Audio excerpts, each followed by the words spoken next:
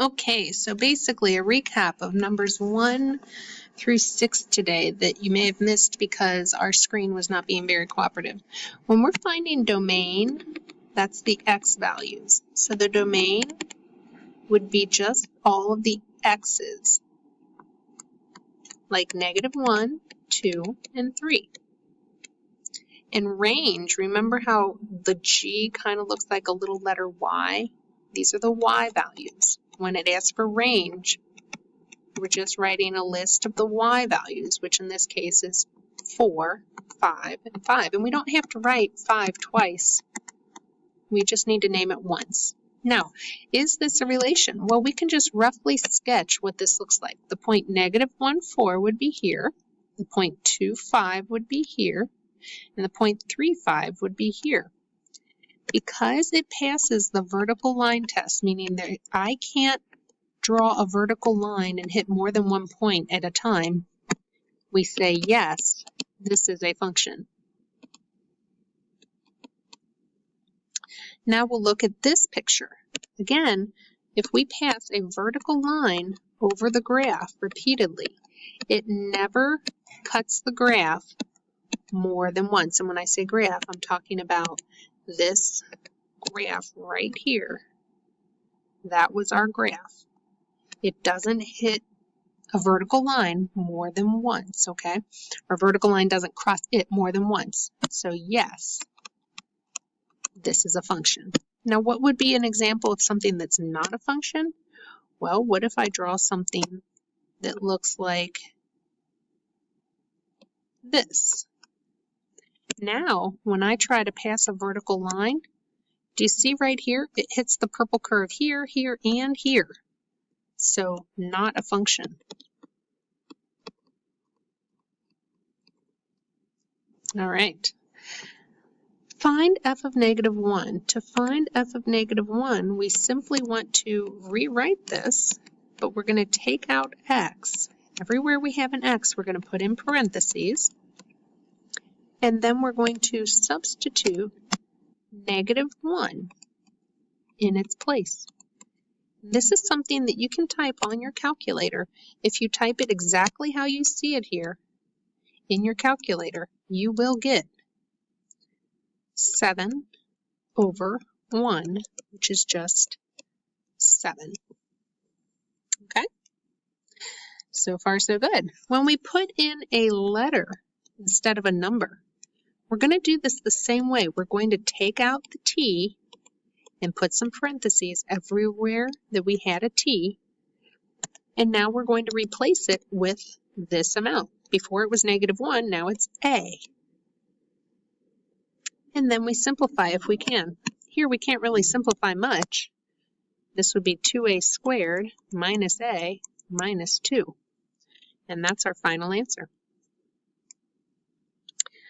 Finally, we did the x and y-intercept. So again, if you go into y equals on your calculator and type 2x minus 4, you're going to get a graph on your calculator that looks something like this. And if you look closely, you'll see that this is the y-intercept, which is -4. And you'll also see that right here, we have an x-intercept. It's where it crosses the x-axis, and that is the number 2. Now let's talk about transformations. So to recap, if we can go left, we can go right, we can go up, or we can go down. Going left is when we add a number inside the parentheses. Going right is when we subtract a number inside the parentheses. Going up is logical. That's when we add a number outside.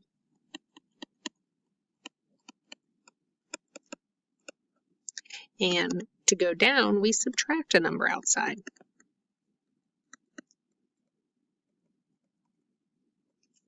All right, so if I were to give you some examples, subtracting a number outside the function would be like this. That would make it go down 7.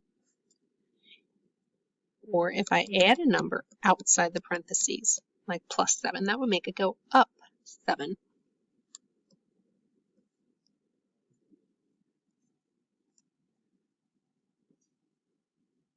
All right, the adding and subtracting inside is where it gets a little different. So if we subtract a number inside, this makes it go right 7. It's the opposite of what you'd think.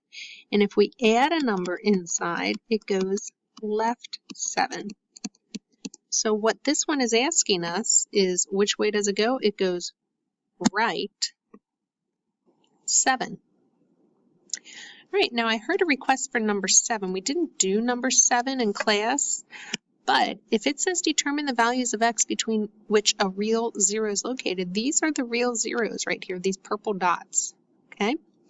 And you can see if you look at this, that would be in between -2 and -1.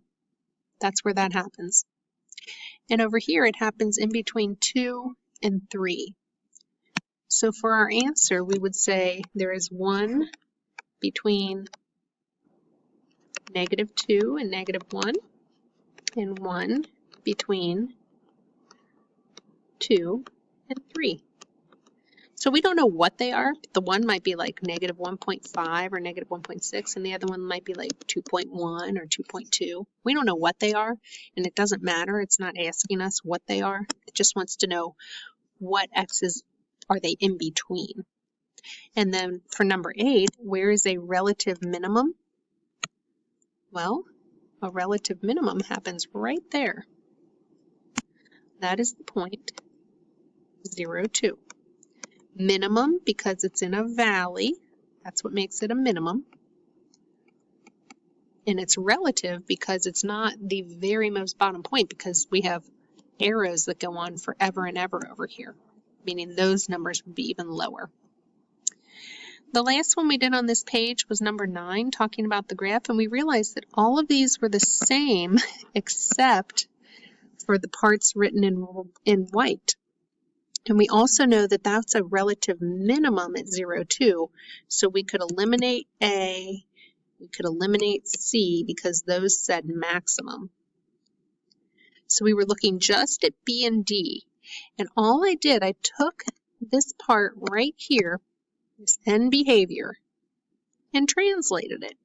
So you need to make sure you can read it. I know it says as x approaches negative infinity, f of x approaches positive infinity. But what that means is as you go to the left, the graph goes up. Negative infinity means left. Positive infinity means up. When we're talking about x and f of x, respectively.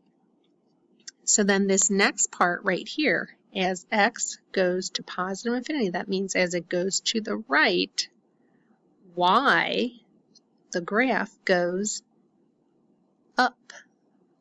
And that's not what's happening here. As I go to the left on my graph, it goes down. As I go to the right on the graph, it goes down. So I need to pick the end behavior that ends with negative infinity, which is letter D. So I hope that was helpful. I hope it makes a little bit more sense. I'll even zoom in here for the last bit of the problems that I think you were able to see in case you want to write anything down. And I wish you guys much luck and success on this test. You'll do just fine. Just show off what you know.